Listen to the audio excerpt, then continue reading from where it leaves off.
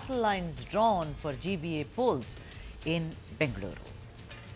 Battlelines seems to be drawn, and very obviously for the GBA polls, the BJP has welcomed the Supreme Court's directive to hold elections for the 5 corporations under the Greater Bengaluru Authority or GBA by the 30th of June. But while welcoming the order, the party has raised serious concerns over the way the state government has handled ward reservations. The BJP says the Congress government deliberately, knowing full well, delayed polls using unscientific reservation exercises for OBC A and OBC B categories, effectively sidelining winnable party leaders in Bengaluru. Now, Jayanagar BJP MLA C.K. Ramamurthy, who also served as a corporator, claimed that the draft ward reservations, which was there earlier in Jayanagar, that has now designed to target BJP leaders specifically. He said that many will approach the court, and this could allow the Congress, reasons enough to delay elections further. Now, key wards have included Padmanabhanagar's Yediyur ward, considered home turf for BJP leader N.R. Ramesh, now reserved for OBC-B. See how the complexion has now changed. Women, neither Ramesh nor his spouse is eligible to contest. Similarly, there is also Shakambari Nagar ward in Jayanagar constituency. It is a stronghold of former BJP corporator Somasekar. This is now reserved for OBC-B, blocking Somasekar's entry. Now, Ramamurthy has alleged that the government anticipated legal action after the BMC elections and released the reservation list in a hurry to selectively disadvantage BJP MLAs constituted. Now, I think this is a very long shot, but of course, we have to respect BJP is the main opposition there. They feel that, the complexions have changed. For instance, maybe a particular constituency had more Brahmins and 7,000 OBC A voters, but then the reservation for OBC B, pours water over it. Now, the thing is that the most important question is not being asked, and which is, by doing this delay for more than 4 or 5 years, what has it yielded? Look at the condition of roads in Bengaluru. Look at the way the infrastructure is crumbling. There is no concern for that. The concern is only for the wards have increased, they have changed the complexion, and therefore that is the blame game. I think it is rather, selfish, politically very, very selfish. Satyaprakash ji, who is Vice Chairperson and spokesperson for the KPCC, is with us, and Dr. Baswaraj Itnal, senior political journalist, is also with us. Thank you, Doc. I can ask you this. First of all, namaskara to both of you. Thank you for making the time. The thing is that, why is no one talking about that it will help at least now to see to it that the local issues are solved, Dr. Itnal, instead of, oh, you've increased the ward number, you've increased the number of wards, the complexion has changed, you've quickly kind of done this. It makes no sense, don't you think? We should have had a BJP representative. Let me also inform the viewers that they somehow could not join. Go ahead, Dr. Itnal. Anyways, Sudha, let's take a look at the larger picture here. Yeah. As far as the urban local bodies are concerned, and especially BBMP, now Greater Bengaluru Authority. What has happened is, for last 10 years, there are no polls held for the local body here. And the term of the last elected council ended in 2020. So now, such being the case, in last 5 years, the city has seen 3 governments almost by all political parties. There was BJP, there was JDS CM, there is now a Congress chief minister. The larger point is, no state government, no chief minister wants a strong BBMP, wants an elected body, though constitutionally we are a 3-tier government, the local government and the state government and the central government.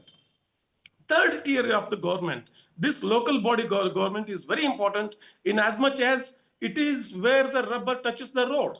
So such being the case, what happens is politicians are always bothered or unnerved or power sharing, whether it is between chief ministers or between the state government and the local body governments, or between the state and the center. When it comes to sharing of power, the politicians are very, very, unnerved, and they're very, very wary of it.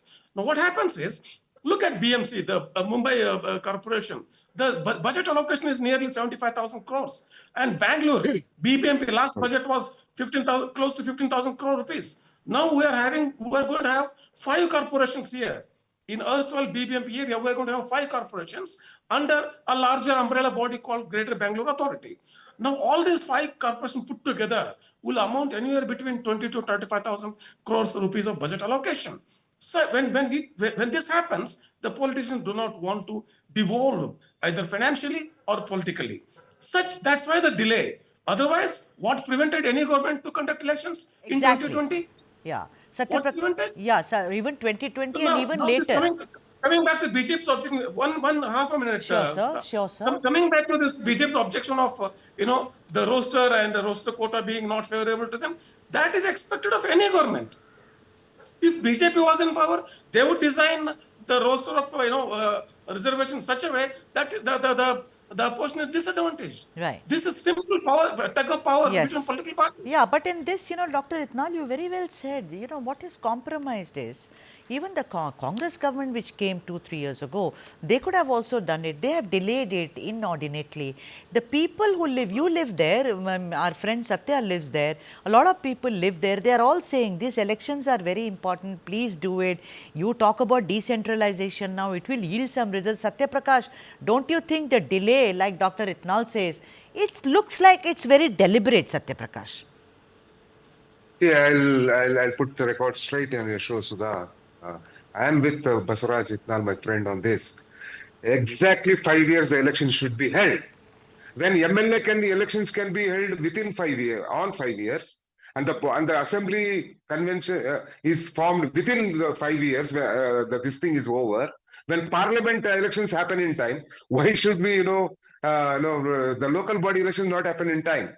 I am with you. I am irrespective of party. My party also has done. The opposition party also done. There should be a law in place which says that like MLA elections are held in time, MP elections are held in time, irrespective of anything. These elections also should be held before the 5-year due date. As simple as that, point number one. Point number two, coming back to your reservation. See, reservation, there is a certain process. There is a rooster system. No one can arbitrarily change it. For example, I am from Bangalore, and all the areas which you said, N.R. Ramesh, C.K. Ramurthy, Somsekhar, they are just beside my house. Okay. Mr. Ramurthy and his wife or this thing, they are corporators for the last 3-4 terms. Mr. Somsekhar, his wife, Somsekhar is not a corporator, his wife is a corporator, 3-4 terms. Another guy that side, that Yedur, whatever his name, I don't know, I'm not able to recollect his name.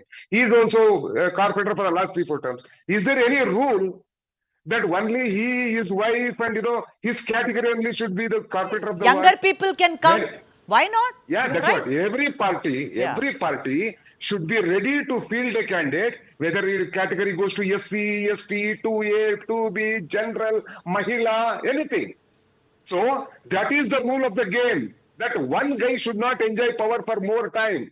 Why should Mr. C.K. Ramurthy and his wife only be the corporator? Why can't he get the other guy from his party elected? I agree with you. I agree with you 100% on this. Last 30 seconds. And in my party also there is problem. Lot of my friends who are aspirants, they are telling their ward has gone to SC, their ward has gone to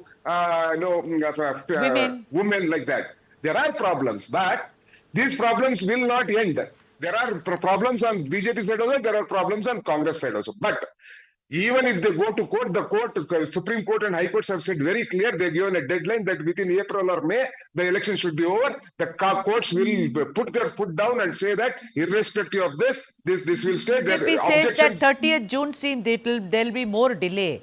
That's what they are fearing. They say there'll be more delay, and also the corporators and MLAs are getting very restless now, because you see, if you're an MLA, if you, like you said, if there is bypolls or everything, which is all done on time, you lose or you win. But here, you're just waiting endlessly. What to do? Dr. Baswaraj Itnal, the delay, don't you think the delay, first of all, how are the elections going to, you think, help the GBA, which is now decentralized? The wards have also increased, the power structure, as it were, has also changed. You think it really requires an election for things to be sorted? What are they doing for so many months sitting there, Dr. Itnal? Sudha, as far as Greater Bengaluru Authority, the GBA is concerned, its very existence can be questioned constitutionally. And number one. Number two, the on paper, tomorrow when the Gazette notification comes, Election Commission announces elections, the Election Commission will not announce polls for Greater Bengaluru Authority. They will announce elections for Bangalore City Corporation Central, Bangalore City Corporation East, Bangalore City Corporation West, Bangalore City Corporation South, that way, because they are constitutional entities. They are the governing, councils. GBA is a representative umbrella organization. GBA structure, as far as the GBA bill is concerned, the members will constitute all MLAs of the city, the Greater Bangalore area city, and also the mayors and the ministers, and it will be headed by the chief minister, and the Bangalore city in charge minister shall be the deputy chairman, and the commissioner, BBMP commissioner, now GBA commissioner is appointed separately, because these five separate corporations will have their own commissioners. So there is going to be a lot of overlapping of powers here. There's going to be a lot of checks and balances, which some may say it's good, which some may say it's bad. Because when I say that its validity can be questioned, the 74th Amendment of the Constitution of India says that the urban local bodies and rural local bodies who comprise of the third tier of the governance must be strengthened, and the planning and administration should go from bottoms up, not top to bottom. Now, what has happened here is that whatever the one said, let's say Bangalore City Corporation Central, the central corporation decides on something and they cannot immediately execute that. They will have to take it to the Greater Bengaluru Authority, with chief minister and the minister, and today it is deputy CM, and then there will be other ministers, other MLAs. It is going to be subjected to so many ifs and buts. So people who are not elected to the Bangalore Central City Corporation are going to have a larger say, larger control on what happens in the jurisdiction of one given corporation there. So that is, to me, it looks as a great democratic disadvantage in the entire GBA structure. But will GBA able to deliver better services and infrastructure? It is still a guesswork. I have my own doubts, because, for example, we had been hearing about this tunnel road from Silk Board Junction to Hebbal flyover. Now it passes through all the city corporations, all the five corporations. Now, how are you going to manage that? All the city corporations, all the five commissioners, and all the corporators, MLAs, ministers. How many people are going to have a say in the execution of that? Planning, execution, financials. Financials is a big challenge. What are going to be the resources of these five city corporations? Is Greater Bengaluru Authority going to just monitor and guide and intervene whenever it feels good, or are they going to augment the resources available for these corporations? What are the resources in the revenue base? Satyaprakash, I am asking you, giving you the last question, and then I wrap this section up. Do you think that this delay has cost the people of Bengaluru a lot? They are living there without roads, with bad roads. There is some kind of intermittent kind of activity which takes place. The infrastructure has comparatively crumbled. Do you think this delay has cost this to the citizens of Bengaluru, the IT city? Yes, absolutely, no doubt in that, because each assembly segment on earlier 198 wards had an average of 8 to 10 corporators. That means whenever any problem was there, that they used to go to the corporator. Now everyone can't go to the MLA, and MLA is not accessible to everyone. They are simple as that. So any sort of decentralization, why was local bodies according to 74th Amendment done? Because decentralization is the way forward in a big city like Bangalore. And especially whenever small issues are there, drainage issues, we cannot go to the MLA. But if there is a corporator, the citizens can go there. There's no doubt in my mind that for the last 4 or 5 years, with lack of corporation in place, there has been a problem. See, let me come back to my friend, we were saying. See, earlier there was BMP. Afterwards, BBMP came. See, we're keeping on evolving, and governance is not static. We try to try things, newer things, out of box thinking. We have seen, and give GBA a chance. Give GBA a chance is all I can say. Absolutely.